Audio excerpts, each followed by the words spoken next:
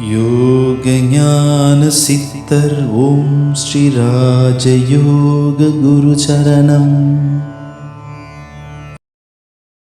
நம்ம இது ஒரு வயதுன்னு எட்டும் பொழுது நமக்கு ஆட்டோமேட்டிக்காக ஒரு பயம் வரும். எல்லாருக்கும் வரும், ஐயோ இது வயசு இன்னும் அப்படி போயிடுச்சு, இதுக்கு மேலே வாழ்க்கை முடிஞ்சுது, என்ன ஆக போகிறோமோ தெரியல அப்படின்ற நிலைக்கு வந்துடும். ஆனால் நம்ம இப்போ இருந்தே இந்த தியானம்லாம் பழகிட்டு வந்தீங்கன்னா அந்த பயம் வராது உங்களுக்கு. மனிதன் அப்படி தானே, என்னைக்கு பிறந்தானோ அன்றைக்கி போக போகிறோம், எப்போ கடவுளோட அழைப்பு வருதோ நம்ம போயிட்டு போக போகிறோம், அவ்வளோ தானே. இருக்கிறவனு வீட்டில் இருக்குது, வேற எல்லாம் சொந்த பந்தத்தோடு சந்தோஷமாக இருப்போம், அப்படி தோணும்.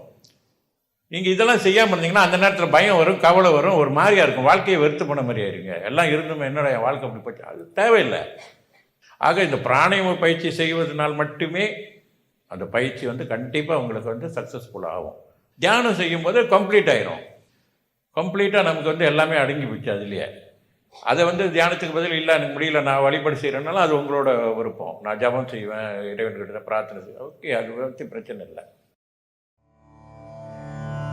யோக ஞான சித்தர் ஓம் ஸ்ரீ ராஜயோக குரு சரணம்.